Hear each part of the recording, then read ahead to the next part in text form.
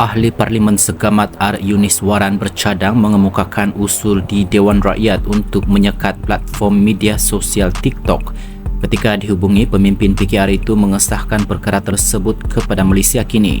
Aplikasi seperti TikTok kini telah mengundang kegusaran banyak negara termasuk Malaysia dalam soal keselamatan cyber. Kerajaan Belanda, India, Taiwan dan Norway merupakan antara kerajaan yang telah melaksanakan sekatan mutlak terhadap penggunaan aplikasi tersebut menerusi peranti milikan kerajaan sebagai langkah untuk melindungi ruang siber mereka daripada dicerobohi. Dengan itu, saya akan membawa satu usul dalam masa terdekat menggesa Kementerian Komunikasi dan Digital KKD dapat melaksanakan sekatan penuh berfasa terhadap TikTok, katanya.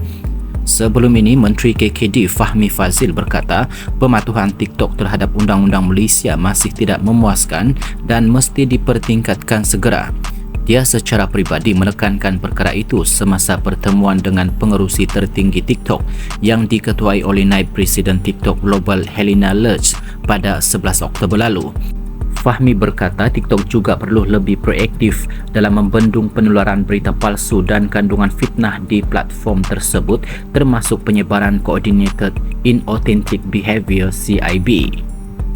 Sementara itu, Yuniswaran turut mendakwa bahawa aplikasi TikTok yang dibangunkan oleh syarikat China ByteDance turut menggugat ekosistem perniagaan rakyat tempatan.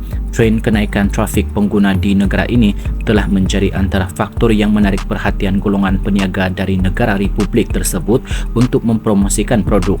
Mereka niagakan secara bebas tanpa sebarang pemantauan serius dari pihak TikTok Malaysia dan Suruhanjaya Komunikasi dan Multimedia SKMM.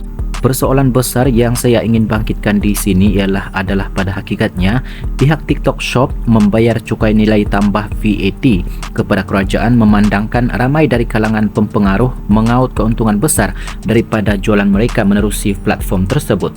Maka, sekatan penuh berfasa yang saya nyatakan tersebut bertujuan untuk melindungi kelangsungan golongan peniaga tempatan yang pada hari ini berdepan dengan persaingan ekonomi serta melindungi ruang siber negara, katanya. Untuk rekod, kerajaan Indonesia sebelum ini mengharamkan transaksi e-dagang di platform media sosial TikTok. Laporan CNN Indonesia berkata, Malaysia akan mengikuti langkah negara jiran itu melarang perdagangan sosial seperti TikTok Shop. Fahmi sebelum ini ketika mengulas keputusan Indonesia berkata, dia akan berhubung dengan kerajaan Indonesia yang mendapatkan maklumat secara terperinci mengenainya dan juga daripada pengurusan TikTok. Saya ambil maklum, ada ramai yang setuju, ramai kurang setuju, tapi kita ingin faham dahulu keadaan secara keseluruhan. Konteks di Malaysia berbeza daripada Indonesia, tetapi saya lihat ada keperluan untuk melihat secara keseluruhan, kata Fahmi. Pada 7 Oktober lepas, Fahmi berkata kerajaan akan meneliti terlebih dahulu tindakan yang dilakukan oleh kerajaan Indonesia mengharamkan transaksi e-dagang di platform media sosial TikTok sebelum merangka langkah yang bersesuaian di Malaysia.